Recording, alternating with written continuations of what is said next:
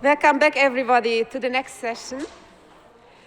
We have seen about problems how to get girls from school to the university, but then, you know, the leak is at every stage, and also it is problematic to get enough women from the studies further to stay for making a PhD at the university. And so the reasons for losing females at different stages from our career path have common aspects for the different career stages, but there are also special aspects in it. And in this session, we would like to highlight some experiences in research and activities in these areas. And I'm very happy to have our first speaker, Miguel,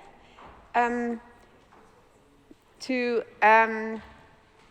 report on his experience in an activity related to software engineering and the role of girls in this area. Thank you. So, hello everybody. So my name is Miguel Valão and I come from the Universidade Nova de Lisboa. The subject of this talk is on how different problem-solving styles may affect gender inclusion in computer science courses. And this is joint work done with Catarina Gralha and a master student that we had, Catarina Matos. I'm sorry, the PowerPoint did mess a bit the style, but I hope it's okay. So the first insight that we need to think about is that people have different ways of solving problems. And that affects the way that they use the same software. So different people will have different strategies of using the same software. And this is something that we have observed in the past.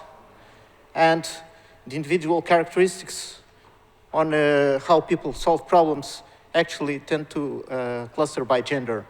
And this also is problematic because most software is designed by males. So naturally, when we design software, we tend to use the approaches that will work better for us. And because we don't have enough women designing software, this becomes problematic because this supports the problem-solving styles that men prefer. So there's this approach called gender mag that was designed by a team in the US that has identified several facets of how we solve problems. So, for instance, we think about what motivates people to use software. So why would you use a new tech? What is the favorite information processing style that one uses when dealing with tech? How self-confident are you in your computing tech? Sorry, this is moving on its own. How confident are you on your ability to use the new technologies? What is your attitude towards risk? Do you tend to explore an application and try out the different things, even if you don't really need them or not? What are the ways that you prefer to use when learning a new technology? How do you interact with it? And this team from Oregon State created 3 personas. The first one is Abigail. PowerPoint is, sorry. And Abigail basically uses software to perform tasks. Why is this moving? The information processing style that she uses is usually comprehensive. Her computer self-efficacy is low, so she has low self-confidence on her abilities. The attitude towards risk is that she's risk-averse, so she uses only the basics of the software. And she is very process-oriented in the way she uses tech. Now, Tim, or Timothy, is motivated to use software because he has fun with it. His information processing style is very selective. His computer self-efficacy is high, so he has a very high confidence. His attitude towards risk is risk tolerant, and he loves tinkering with the software, so he likes to play around. Finally, in between Abby and Tim, we have Patricia, that is more or less in between these two characters. And maybe you have noticed that in these pictures, we usually have some pictures of men and women, because although these features are more, in the case of Tim, more common in men, and in the case of Abby, more common in women, this is not always the case. So, for instance, if we think about motivation to explore new technology, we see that most males there in blue tend to be like Tim, so about 68%, and only 10% tend to be like Abby. But there are still some males who behave like Abby in this respect. And this is true for any of those characteristics. So basically, what we are trying to understand, and this is just moving on its own, sorry. What we are trying to understand is, first, is that are women who enroll in computer science different than other women in general, with respect to these problem-solving styles? And we found out that yes, they are significantly more motivated than colleagues from other STEM courses, to use technology. They are also more adept of tinkering than colleagues from other STEM courses. And with respect to these three other characteristics, they are basically the same. So if we enlarge this student, so these first slides that I was showing you were about young students, so the ones that enroll in the first year. But if we generalize this to the 5 years of the courses, then the differences are somewhat mitigated, but still they are more motivated to use tech, and still they have a more tinkering style in playing with software. So the next question that we asked was, to what extent are these problem-solving characteristics related to performance? And in this slide, we see that if we have, this is taken from a programming course, and groups with all women, all men, or mixed have pretty much the same performance. But if we go to the final grades of the course, then men in general have a slightly better performance. This does not mean that women are doomed. This actually has more to do with liking to tinker with the software or not. So people who prefer to tinker, regardless of their gender, tend to perform better. But again, this is not a curse, because some of the Abbies, as you might see on the left-hand side, are among the best performers. So you can be an Abbie and be still very good at this. It only happens that apparently our courses are better designed for teams than for Abbies. So the next question that we asked ourselves was to what extent did professors' problem-solving styles match those of students? So we had a survey with 129 computer science students and 16 computer science professors, and what we found was that students in general are more motivated than professors to use new technologies. Maybe, and just maybe because I have to look this, we need more detail for this, maybe this is a generation thing too, not just gender. Students also like to tinker more with the software applications than professors do, clearly. And on the other hand, professors have a higher self-efficacy, so we trust more on our ability to do things right with the software that we use. And we have a more selective information processing style. Again, this might be a question of maturity as well, not just gender.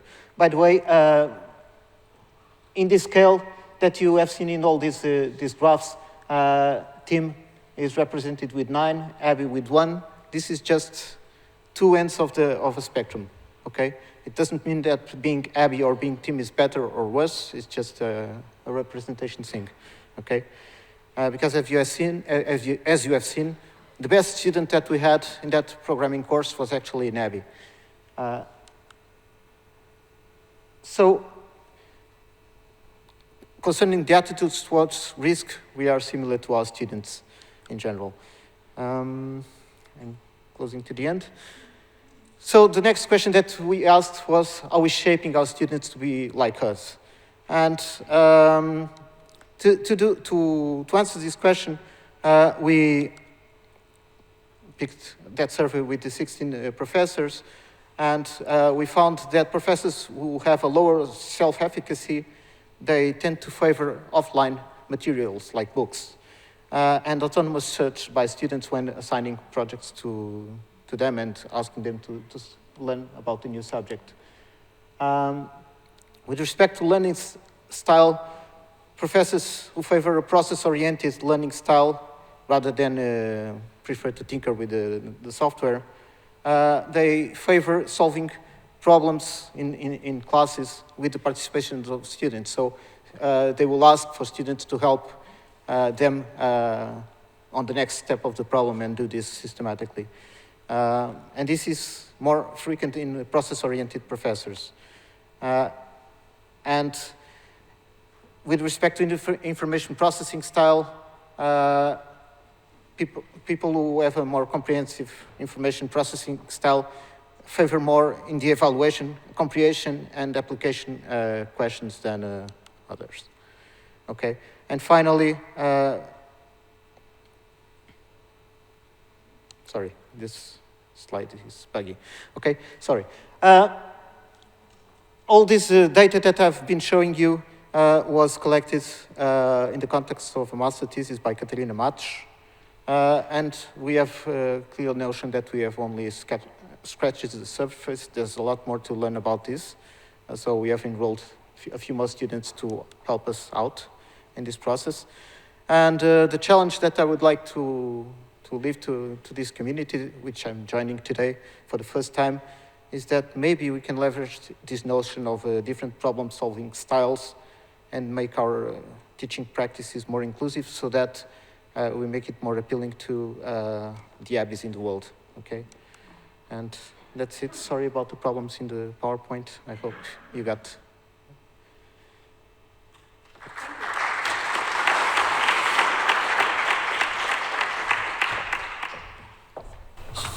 Thank you for the very nice talk. It also shows how manifold the reasons are, and it is hard to get through between all these impact factors, all these aspects. But we have seen here now from the scientific aspects of scientific content on software engineering. Oh, thank you. Are there any questions in the audience or online? Yes, please.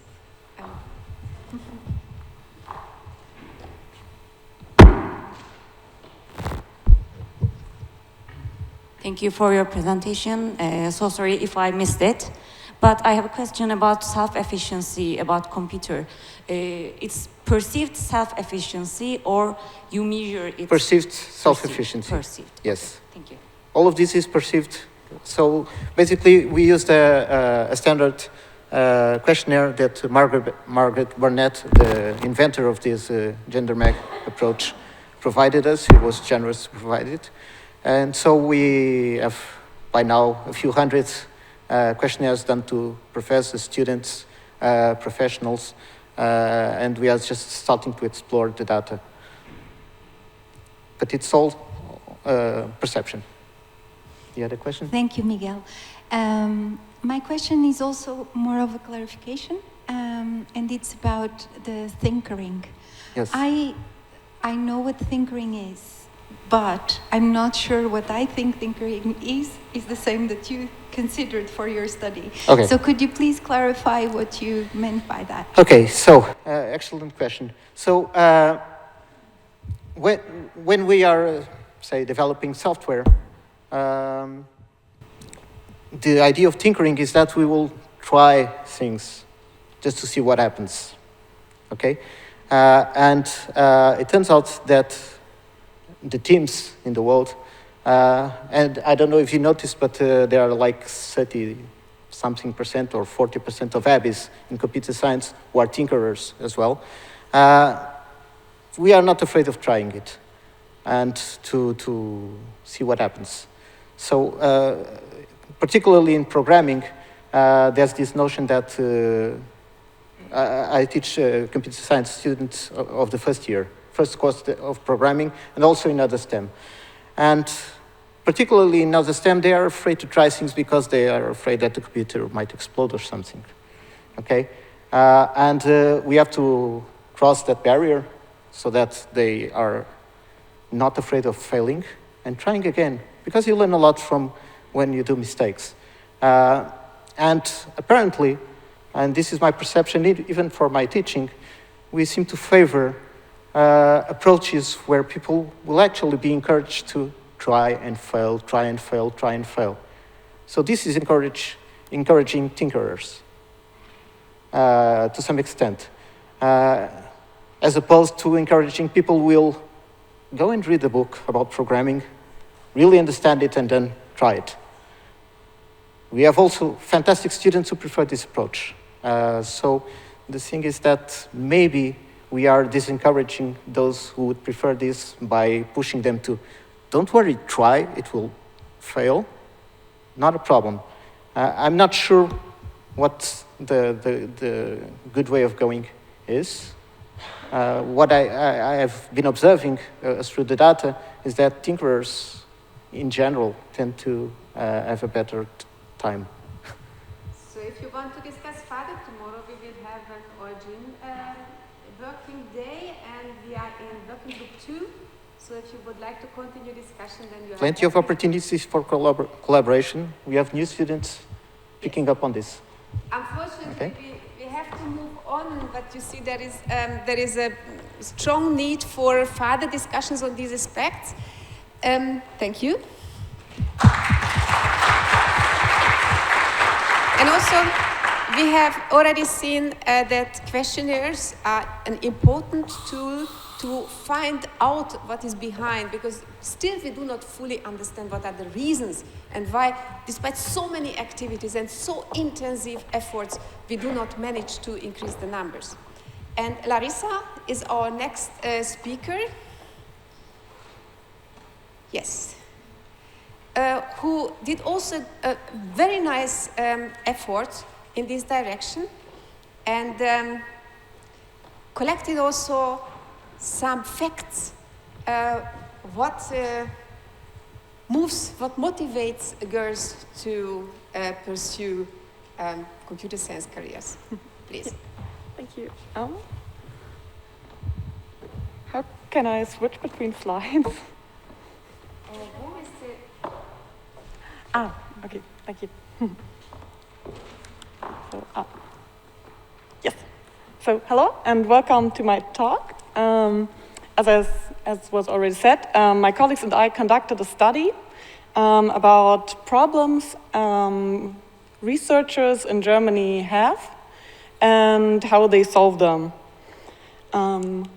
So we are from 3 different groups and normally conducting research related to software engineering and software architecture. And within our group, we already have different cultural backgrounds, and we are at different stages of life, meaning that some of us are older, some of us are younger, some of us already have kids. But what we all share is that we are women in computer science, and thus a minority. So one day,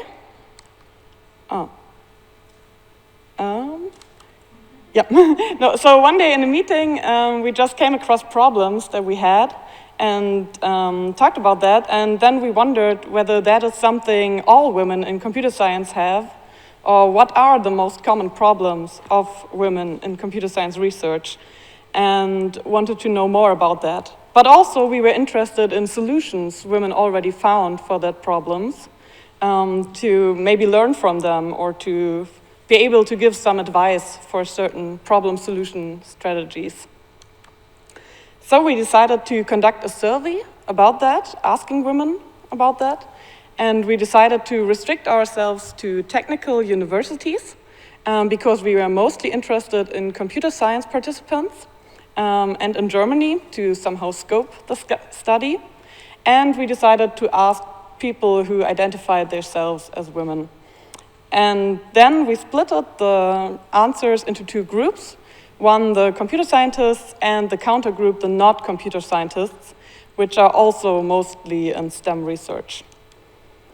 To find out more specifically about their problems, we first came up with 4 main problem areas where we thought problems could be located in, which are the cultural, personal, and the workplace dimension, and the research, where we distinguish between problems at the workplace in general and problems related to research specifically.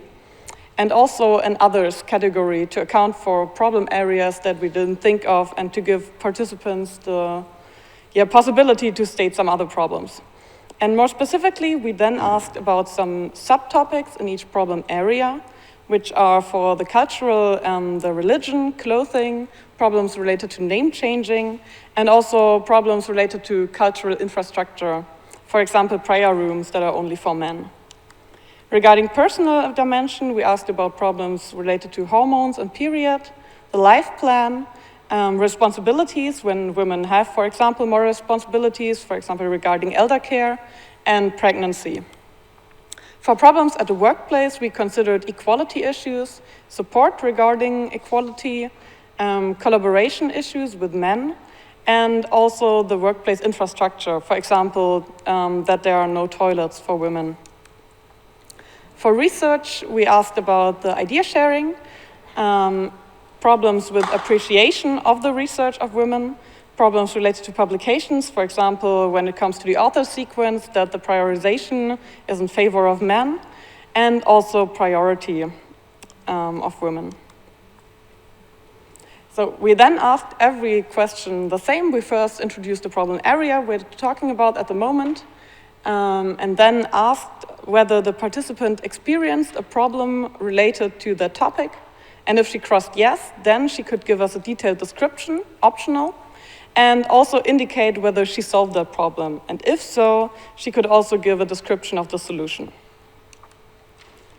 We made the survey then available for 2 weeks online and received in total 220 surveys, from which 132 were fully answered and from women who did or currently do research in Germany. And there we had 52 computer scientists and 80 not computer scientists. So before I come to our evaluation, let me concretize our research questions. So as I said, we were mostly interested in what problems women face in research. And there we were interested in the 3 dimensions. First, in which area are the most problems located? And then which topic, so which specific subtopic has the most problems? And lastly, what are the actual problems participants described related to a topic? And analogously for the solutions. So coming to the results, first we see an overview of the problems and the solutions per area, where we can see that most problems are located in the personal area, closely followed by work, and then research and cultural issues, where we can also see that problems are colored in red, that work problems seem to be way more common for computer scientists, with 30.9% related to 24.9% of non-computer scientists. And speaking about solutions, we can also see that most of the problems are not solved. Only about 1/3 of problems were solved by the computer scientists and 24% by the non-computer scientists. If we now look at the topics, we can see that life plan issues are the most common problem. So for example, to decide when to have kids. And then followed by equality and the responsibilities topic for computer scientists. Where we can see that for some topics, solutions seem to exist, which are colored in green. For example, the life plan was solved for 4% of the problems and 4.9% by the respective groups. For some issues, there don't really seem to exist solutions, for example, regarding support or appreciation, where it would be certainly interesting to look further into why there are no solutions to that. So now to the third sub-question, what are the actual problems that were described? To gain insight about that, we actually read the answers and labeled them and came up with 37 labels, from which the label we assigned most was the parenting label. So again, a personal issue, and also family planning. So for example, one participant wrote that as a single mother, her colleagues expected her to organize her child, and even considered the time with her child to be like their hobbies. And another woman wrote that family planning is very complicated because there's so little job security. On the third place, then male communication followed, closely followed by undermining. So to explain, we gave the male communication label when there were problems in communication and collaboration with men, but it didn't seem so that men were performing intentionally against women. It was more their style of communication or some comments they made that weren't good, as opposed to undermining, where men intentionally performed against women. And then promotion refers to problems related to the career because of, for example, parental leave. So, for example, one participant wrote, whereas men are supported and invited, for example, to publish with the boss and getting great recommendation letters, my female colleagues and I are doing the groundwork, teaching, for example. So now to speak about solutions. As I said, about a third of problems were described or were indicated as solved. However, we sorted out some solutions from the labeling process that didn't really were a solution. For example, one participant wrote that she continued to go to work with migraine and just take more painkillers. So we didn't consider that a solution and thus didn't include it in the solution labeling process here. So the most commonly described solution was to accept help by others and also later on help others. For example, one participant wrote that meeting and exchanging with other women and also building networks of women really helped her.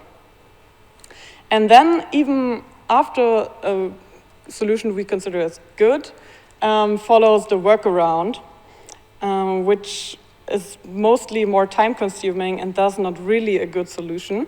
For example, one participant wrote related to the name-changing problem that she just established a constant communication about who she is, being the person that ran under a different name before. On the third place, we then have to strengthen the self-esteem, which also refers to adapting your behavior or communication.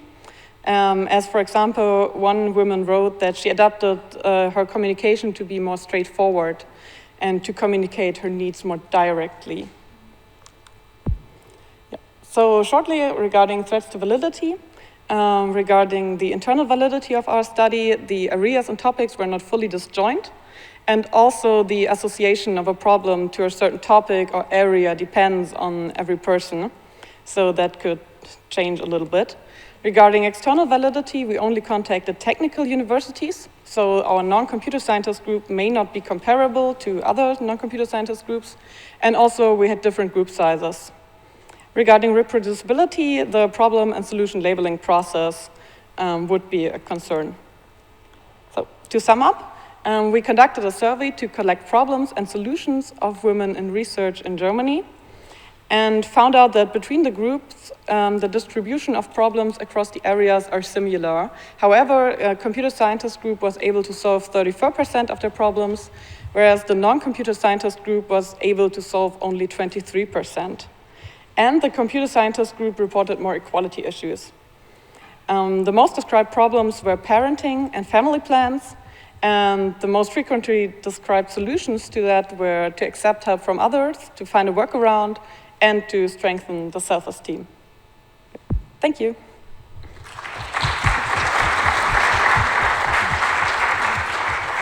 Thank you so much for the really interesting talk. It is a pity that we actually have now already over, but if there is any question 4 fast, then we could handle perhaps 1 or 2. Yes, Ivica.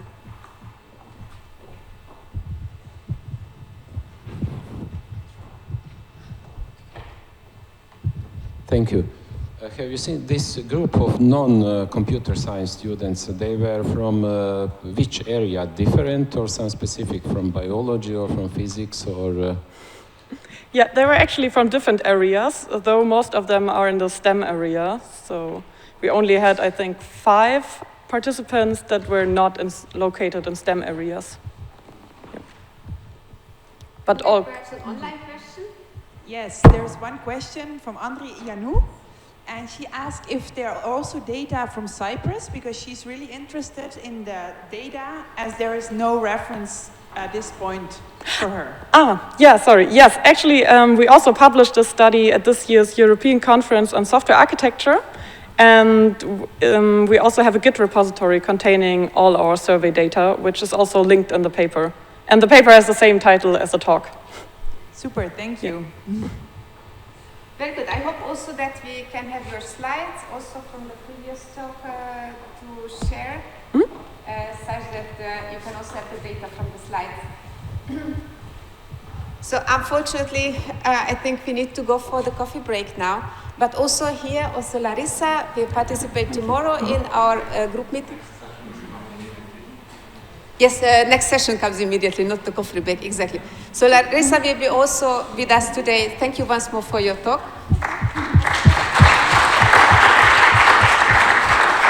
So I hope to see you tomorrow in the VG2 meeting to discuss, and I pass over to the next part.